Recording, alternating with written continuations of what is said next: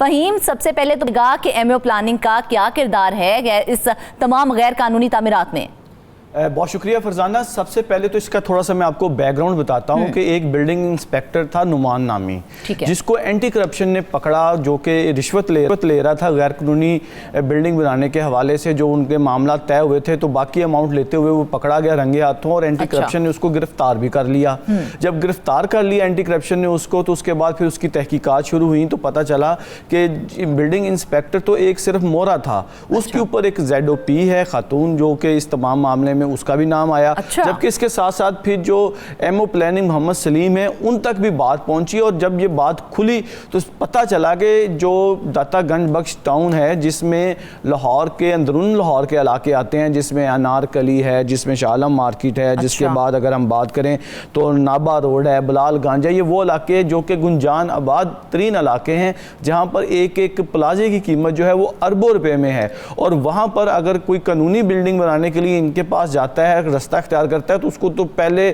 لمحے میں ہی جو مشکلات کا سامنا کرنا پڑتا ہے. تو اس کے بعد اس کے پاس ایک ہی حل رہتا ہے کہ وہ صرف غیر قانونی طور پر اپنی عمارت بنائے اور اس کے بعد جو حصہ ہے وہ متعلقہ لوگوں تک پہنچا دے. یہ تمام صورتحال جو ہے وہ secretary local government Shakeel Ahmed کے پاس آئی، اور اس کے بعد انہوں نے ایک انکوائری کمیٹی جو ہے وہ بنائی، جس کو سابق جو ہے ایم او پلاننگ یا موجودہ جو سینئر ہیں ایک ایم او پلاننگ جو کہ یہاں پر زرعی حکومت میں تعینات تھے، رائے امتیاز، ان کو جو ہے وہ ٹارگٹ دیا گیا کہ وہ اس تمام معاملے کی انکوائری کریں. تو رائے امتیاز نے جو ایم او پلاننگ موجود ہیں میاں سلیم، ان کو 6 لیٹر لکھے اور ساتھ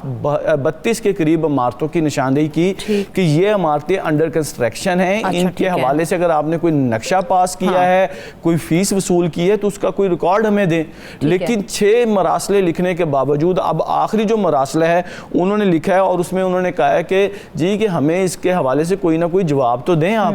بالکل کہ بھی کہ ان بلڈنگز کے حوالے سے کچھ کوئی تفصیل ہے، تو ابھی تک ان کو کوئی جواب نہیں دیا گیا. اور اس کا واضح اشارہ یہ ہے کہ ان کے پاس فی الوقت اس کا کوئی جواب ہی نہیں ہے کہ یہ جو 32 غیر قانونی بلڈنگز بن رہی ہیں ان کے اوپر کسی قسم کی کوئی ریونیو کلیکشن ہوئی ہے، کوئی نقشہ پاس کیا گیا ہے، کسی قسم کا کوئی ریکارڈ نہیں دیا جا رہا. آپ یہاں سے دیکھ لیں تو کہ یہ جو 32 تمام غیر قانونی تعمیرات ہیں، اس کے اندر ایم او پلاننگ ان تمام غیر قانونی تعمیرات میں ملوث ہیں، ان 32 کی 32؟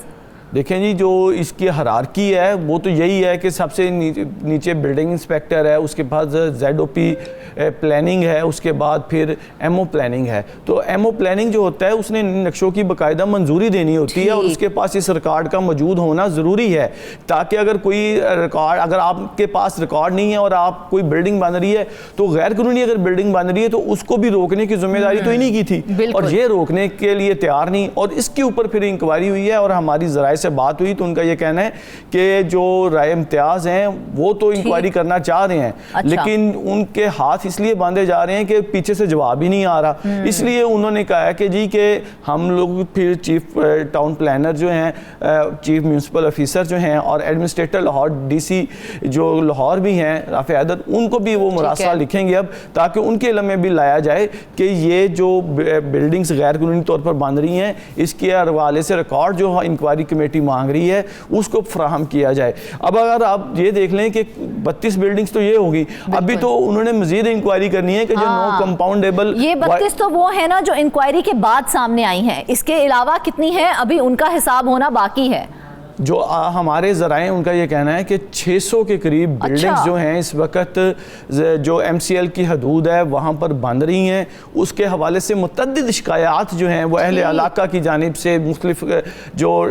نجی ادارے ہیں ان کی جانب سے انتظامیہ تک پہنچائی جاتی ہیں، لیکن انتظامیہ اس کے اوپر کوئی ایکشن نہیں لیتی. اگر آپ یہ دیکھ لیں کہ صرف واگا زون کا جو علاقہ ہے وہاں پر اتنی غیر قانونی تعمیرات ہیں، اور اس حوالے سے باقاعدہ طور پر تصویروں کے ساتھ ان کو رپورٹ کیا گیا ہے کہ یہ بلڈنگ، یہ شادی ہال، یہ مارکیاں، یہ پلازے غیر قانونی طور پر بن رہے ہیں، اور اس کی باقاعدہ انہوں نے رپورٹ بھی جاری کی ہے، لیکن اس کے خلاف کوئی کارروائی نہیں کی جا رہی. اب اس کا سب سے بڑا نقصان کیا ہے؟ سب سے بڑا نقصان یہ ہے کہ ایک تو سرکار کو ریونیو کی مد میں نقصان ہو رہا ہے، دوسرا اس کا نقصان یہ ہے کہ جو بلڈنگ بنائی جا رہی ہے جس کا نقشہ پاس نہیں کروایا جا رہا، جب نقشہ پاس نہیں کروایا جائے گا تو اس بلڈنگ میں نہ تو بنیادی ضروریات ہوں گی، نہ وہاں پر فائر سسٹم لگے گا، نہ ایگزسٹنگ سٹیئرز ہوں گی، نہ کوئی SOPs جو حکومت हुकूमत की जानिब से मुकर्रर की गई किसी बिल्डिंग को बनाने के लिए, और पार्किंग के हवाले से भी जो SOPs हैं अगर उसके ऊपर भी अमल दरामद नहीं करवाया जाएगा तो इस बिल्डिंग के ऊपर तो फिर वो जो बिल्डिंग बनाने वाला है वो तो अपने शायद 50-40 जितने भी लाख बचाना चाहे बचा लेगा, लेकिन लोगों की जिंदगियां भी इस हवाले से खतरे में डाल जाएंगी। लाइफ एट रिस्क आ जाएगा ना, जब उसके अंदर बेसिक जरूरियात जो है वही नहीं होंगी जो एक बिल्डिंग के अंदर होनी चाहिए।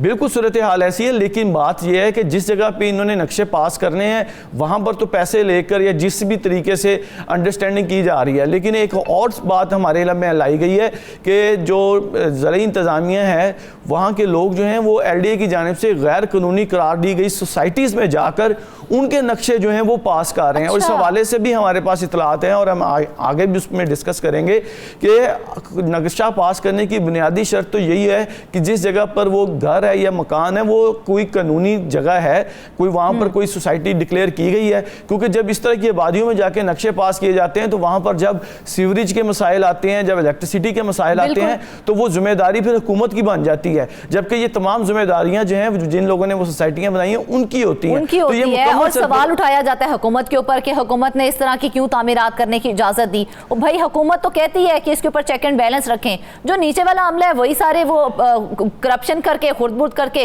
वो ऐसी गैर कानूनी जो है तामीरात वो कर देते हैं। बिल्कुल आपने दुरुस्त फरमाया। और इसका साथ जो सबसे बड़ा मसला है कि ये जो गैर कानूनी बिल्डिंग्स, गैर कानूनी फार्म हाउसेज और गैर कानूनी जो प्लाजे बन रहे हैं, ये लाहौर का जो एक कोई मास्टर प्लान बनाया गया था ये तो सीधी सादी उसकी भी खिलाफ वर्जी कर रहे हैं। क्योंकि मास्टर प्लान बनाने का मकसद ये होता है कि जिस जगह पर आप कोई फैसिलिटी रेजिडेंटल एरिया बना रहे हैं तो उसका इन्वायरमेंट और उसकी जो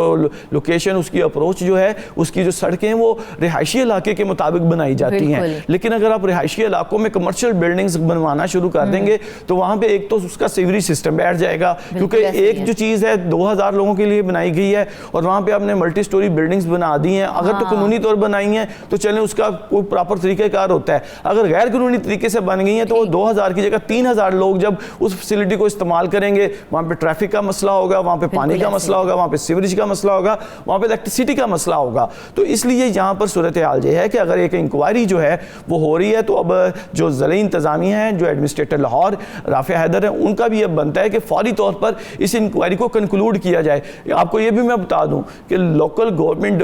जो डिपार्टमेंट है वहाँ पर इन 9 जोन्स हैं लाहौर के, जिसमें 7 जोन्स में ख़वातीन तैनात हैं, 2 में मर्द ZOP तैनात हैं। और इन लोगों के खिलाफ लातदाद इंक्वायरियाँ जो हैं वो DG इंस्पेक्शन के पास पड़ी हुई हैं और उनमें से 95% इंक्वायरियाँ जो हैं वो होल्ड कर ली जाती हैं और होल्ड करके वो कई साल पड़ी रहती हैं और उसका कोई कंक्लूजन नहीं निकलता। क्योंकि अगर एक बंदा एक गैर कानूनी बिल्डिंग रिटायरमेंट का वक्त आ जाता है उस वक्त तक वो पेंडिंग पड़ी होती हैं। बिल्कुल यही सूरत हाल है कि DG जो है इंस्पेक्शन, उनके पास बाकायदा तौर पर एक माफिया है उनके नीचे जो इन इंक्वायरीज को मंतकी इंजाम तक नहीं पहुंचाता। अगर उनको एंड तक लेके जाया जाए तो इनमें से जितने लोग लाहौर में तैनात हैं सबके खिलाफ पीडा एक्ट की कार्रवाई होगी, क्योंकि इन्होंने करोड़ों रुपए इन गैर कानूनी इमारतों की तमीरों से बनाए हैं। जी।